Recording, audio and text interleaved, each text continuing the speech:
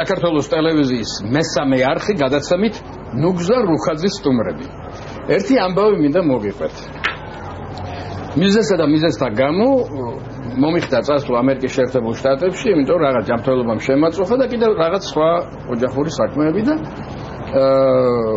დავბრუნდი 31 აგვისტოს საღამოს. არდა იმ საღამოს გამითავდა წამალი, რომელიც უეჭვალად უნდა დამელია დილას, რაღაც ისეთი წამალია, რომ ექიმმა მითხრა, თუ გამოტოვეო დალევა, შეიძლება ცუდად გახდეო.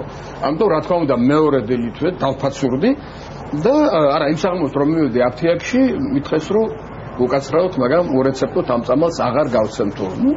მე მივიშნიე რომ ეს ძალიან სერიოზული ნაბიჯი იყო გადადგმული, ძალიან კარგი, ყურმუყრული კი მქონდა, მაგრამ უკვე მე თვითონ წავაწყდი და მეორე დილით წავედი ექიმთან, ჩემს ექიმთან, ოჯახის ექიმთან. ცოტა შორს კი არის, მაგრამ მაინც წავედი.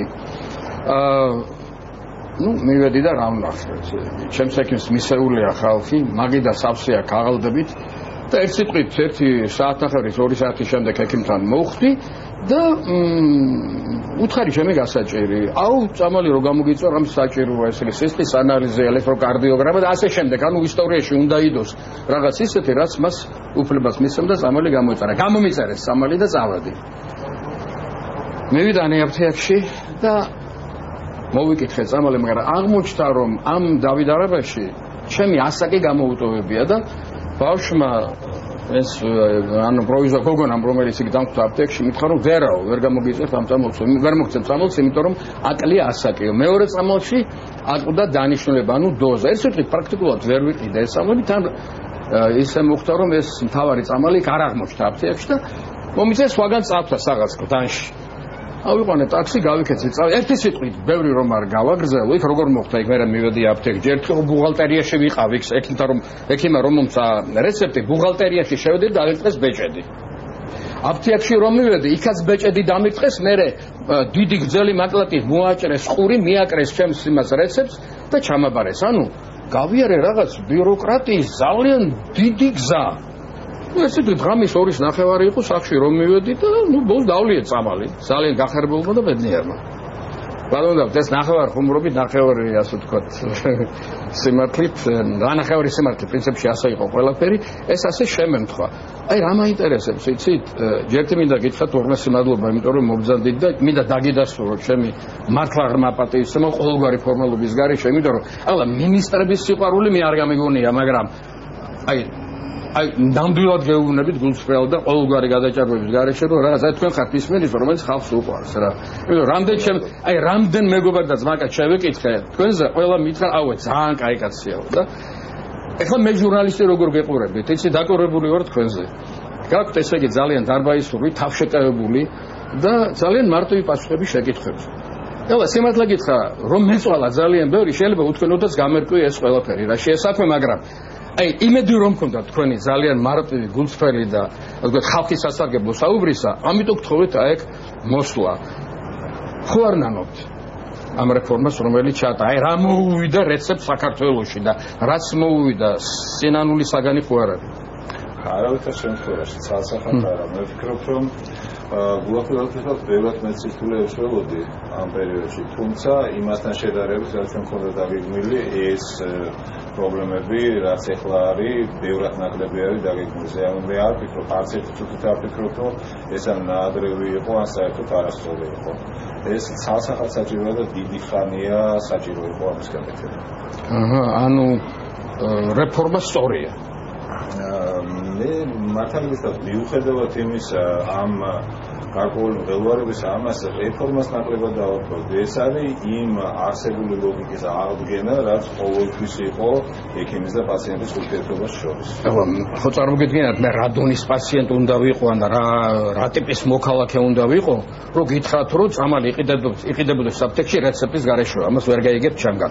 წამალს ჭირდება რეცეპტი. მორჩა და გათავდა. ყველა ქვეყანაში ასეა. მაგრამ მოდი პატარა ფილოსოფიაში გადავიჭრები.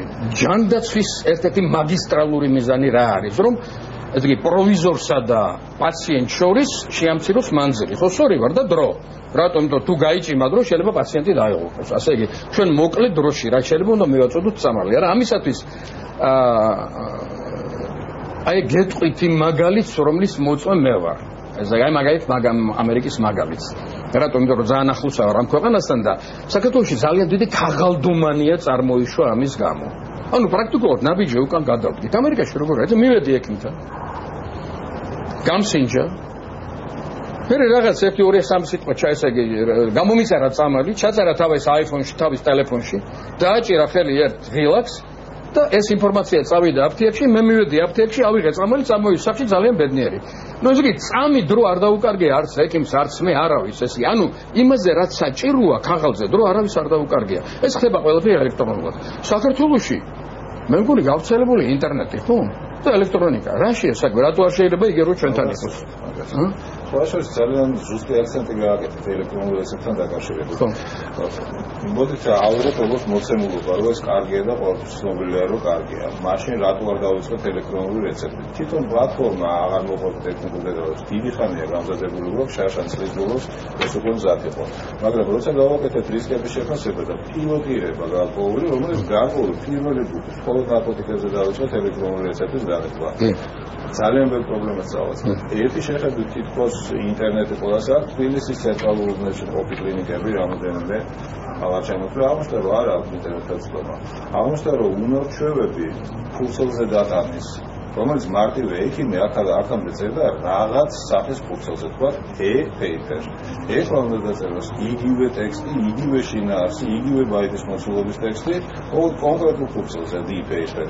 ასე რომ თქვენთან ინსტიტუტში პროცესი ერთმანეთს. ამუ გამოდის რომ იძულებული ხარ თუ რეგრეს შეეგუოთ? ეს არ არის რეგრესი, მე ვստები რომ გავამართო. საერთოდ რა არის ეს რეცეპტი? რეცეპტი ერთი შეხედვით არის პაციენტის და ექიმის ურთიერთობის ჩვეულებრივი რუტინული რაღაც ნაწილი, ისევე როგორც დავუშვათ კოლონოსკოპით მოსმენა ფილტრების.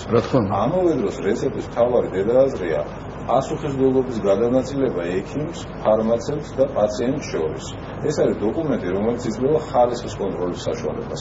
ეხლა ჩვენ შემთხვევაში მოდი 11-დღიანი პერიოდი შევაფასოთ, რომ აი საიტ-სწავლით რეგრესია, პროგრესია არის, არამც და არამც ამ 11 დღის განმავლობაში ის პრობლემები, რაც ჩვენ მქონდა დაყოფილი და ვითვლიდით და ვერ ეოდით, რომ მოგვეგვარებია. არამც თუ განახევრებულია, მესამედიც კი აღარ არის დარჩენილი. ადამიანებმა დაიწყეს უმეტესმა ნაწილმა საბედნიეროდ იმ ლოგიკის და იმ უნარჩვევების ისევ თავიდან გამოყენება, რაც ყოველთვის იყო ამ რუას პარეს დროიდან ლამზდაწებული არის. ეს არ არის რეგრესი. ექიმი ფურცელზე წერდა, ამ ეტაპზე ახლავე ფურცელზე დაწერს. რატო არა ელექტრონული რეცეპტი? იმიტომ რომ ვცდილობთ, რომ ნაბიჯ ძალიან ფრთხილად გავაკეთოთ ეს ყველაფერი და დარწმუნებით გეუბნებით, რომ ეხლა ჩვენ რო შემოგვეღო ელექტრონული რეცეპტი, რამოდენიმეჯერმე პრობლემას მივიღებდით, იმიტომ რომ სისტემა ნამდვილად არ არის მზად ამისათვის. აი ნაბიჯ რო თქვით, ამან გამოიწვია ჩემში ერთი შეკითხვა. ხომ არ არის შთაბეჭდილება, რომ თქვენ გაატარეთ რაღაც ერთგვარი მიიღეთ კაბინეტური ღონისძიება, ანუ თქვენ გადაწყვეტეთ ეს კაბინეტებში და მიაწოდეთ ხალხს, ასე ვთქვათ, ეს სიახლე. რატომ არ გახდა ეს ყველაფერი მსჯელობის საგანი, სახალხო მსჯელობის საგანი? ერთი კვირით ადრე, როგორც მე გავიგე, რაღაც ერთი კვირით ადრე იცოდა ხალხმა მხოლოდ. ეს და რაც შეეხება საფთიქო ქსელებს, ისინი ასე ვთქვათ, მათთვისაც მოულოდნელი აღმოჩნდა, თუმცა ეს ყველაფერი ხო არ უთყვი ვარ, ზედმეც თუ არ ვამბობ. ხომ არ იყო ეს თავზე უცხად მოხვეული? მე უბრალოდ მარტივად იმ ნაბიჯებს მოგახსენებთ, როგორც მოხდა ამისი დაგეგმა. ეს გადაწყვეტილება არის კანონში ცვლილება, რომელიც მიიღო პარლამენტმა ჯერ კიდევ შარშან 30 ივლისს და ამას წინ უძღვოდა ძალიან ცხარე დებატები პარლამენტში. კანონებს ღებულობს პარლამენტი. ეს ცვლილება უნდა შესულიყო ზალაში 1 იანვარს. აი ეხლა უკვე შესული უნდა ყოფილიყო. ჩვენ მაშინვე გავაკეთეთ რისკების შეფასება, ჩვენ ვასრულებთ კანონებს და არა ვცემთ ჩვენ თვითონ ეს პარლამენტის საქმე. რა თქმა უნდა. როცა შევაფასეთ რისკები, მაშინ იყო ორი ძალიან დიდი რისკი, ამიტომ ჩვენ მივმართეთ ხოლმე პარლამენტს, რომ 1 იანვრიდან გადაევადებია ეს გადაწყვეტილება 1 სექტემბრამდე. ეს დაუსაბუთეთ და ამაზე დავხმართ. და ასეც მოხდა. მაგრამ პარლამენტს ხო შეიძლება, აი თქვენ მინისტრი ხარ და შეგიძლიათ პარლამენტს უგარ ნახოთ და თქვენ უფრო კარგად იცით ეს საქმე ჩემის აზრით, ვიდრე პარლამენტმა, რომ სახალხო მსჯელობის საგნად როექციათ ეს სახალხო მსჯელობის საგნად. მოდით ესე ვთქვათ, ასეთი საკითხების განხილვას, ჯანდაცვის რეფორმების განხილვას, ჩვენ საერთოდ ვისთვის ვართ, ამოცანა არის, რომ შეასრულო, ასე ვთქვათ, მოსახლეობის, ამ შემთხვევაში საქართველოს მოსახლეობის შეკვეთა. და რა თქმა უნდა, ეს უნდა მოვიქცეთ. შარშან სანამ პარლამენტი მიიღებდა ამ კანონს, იქამდე იყო მოსახლეობის ცალსახა შეკვეთა.